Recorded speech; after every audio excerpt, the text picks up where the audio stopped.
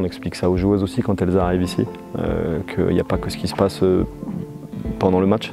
Ce qui se passe autour est important. Quand on gagne, tout va bien aller, mais quand on perd aussi, il faut aller au devant des supporters et des bénévoles pour leur dire un petit mot, pour échanger. Voilà, des fois des états d'âme, hein, ça peut arriver, mais ces gens-là sont importants pour la vie du club.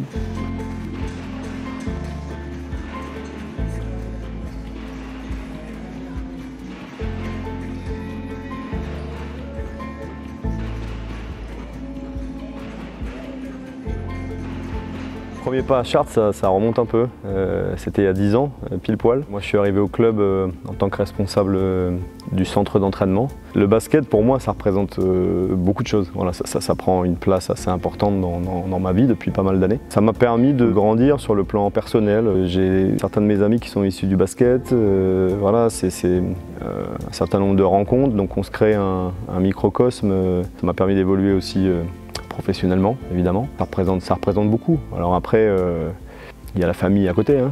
Donc c'est un métier, quand on devient coach pro, où il y a quand même beaucoup d'attentes, beaucoup d'enjeux, il y a un certain stress qui s'installe, même si le contexte ici et l'environnement est très sain. Du coup, c'est important d'avoir un entourage qui soit présent. J'ai cherché, en arrivant ici, à sortir de ma zone de confort pour aller explorer des nouveaux champs, et c'est vraiment ce que j'ai eu à faire.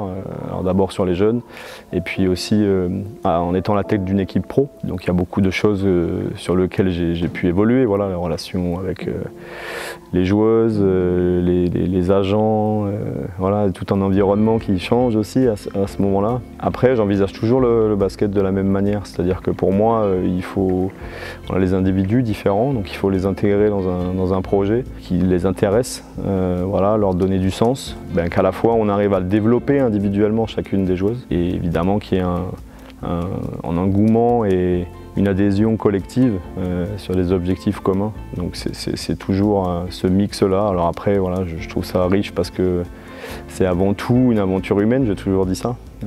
Donc moi, c'est ce qui m'intéresse le plus aussi dans mon métier. Un coach motivé, qui a beaucoup d'ambition, qui veut faire les choses bien, qui a beaucoup de rigueur et surtout qui aime faire courir ses filles, hein.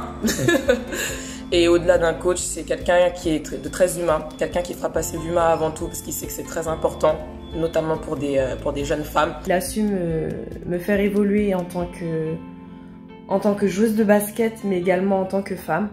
J'en remercie pour ça parce que j'ai beaucoup appris de lui et je ne regrette en rien d'avoir croisé son chemin. When I decided to stop coaching basketball in America and play basketball again, Benoit is the one that gave me a chance after not seeing me play for 2 years. He went off of what he saw in the previous years and trusted that I could still come back. Je me souviens à l'époque du Bahia Café à Chartres, petit clin d'œil pour Flo d'ailleurs. Benoit, c'était un des premiers mis à monter sur le tabouret pour pouvoir chanter l'hymne de l'équipe, Les Oies Sauvages, de Michel Delpech peut-être, si je me souviens bien. Benoit représente une des meilleures saisons que j'ai effectuées en tant que professionnel, mais également la meilleure que le club a connue jusqu'à aujourd'hui, mais aussi ma transition Ligue 2, Ligue 1. Cette reconnaissance-là, elle est beaucoup plus importante que presque que les titres ou même les reconnaissances individuelles. C'est un métier de rencontre, c'est un métier de partage beaucoup, de transmission aussi. Quand il y a des retours comme ça de joueuses qui sont passées et qui disent que on a contribué un peu à leur évolution en tant que joueuse mais aussi en tant que femme, ça fait plaisir. J'ai l'impression de faire mon travail correctement du coup. Alors qui est Benoit Marty en dehors du basket? C'est un père de famille déjà. Voilà, mon fils est né à Chartres il y a 8 ans. Voilà, c'est un papa attentionné avec son fils.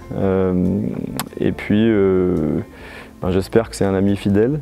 Voilà, j'ai une bande d'amis assez proches que j'essaie de côtoyer régulièrement, même si c'est pas évident quand avec la saison, notre activité, les week-ends sont bien occupés.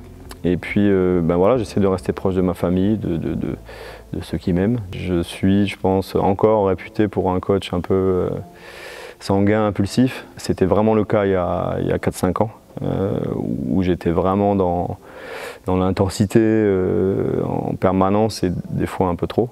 Et fait un certain nombre de choses, travaille sur moi voilà, pour pouvoir un peu canaliser cette énergie et l'utiliser à meilleur escient, on va dire.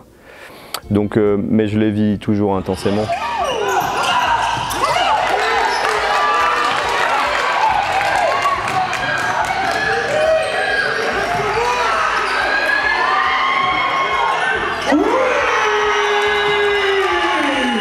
On vit forcément les émotions, et les émotions elles sont vraiment intenses dans notre métier. Hein. Bon, c'est prouvé, hein. Il faut effectivement arriver à gérer tout ça, mais c'est du partage. Là effectivement, sur la situation en l'occurrence, j'explose parce que au-delà d'être un panier décisif, c'est aussi le dernier panier de la carrière professionnelle d'une joueuse qui a marqué la Ligue 2 de son empreinte, hein, avec Johanna Taillot.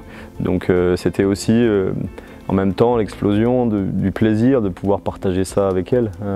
Et oui, moi je vis ça intensément. Donc quand on est passionné par ce qu'on fait, on a la chance d'en vivre. Donc voilà, il faut vivre ça à fond, c'est ce qu'on dit à chacune des joueuses qui passent ici. Donc est-ce que ça aide? Je sais pas, en tout cas ça fait partie de ma personnalité, c'est sûr.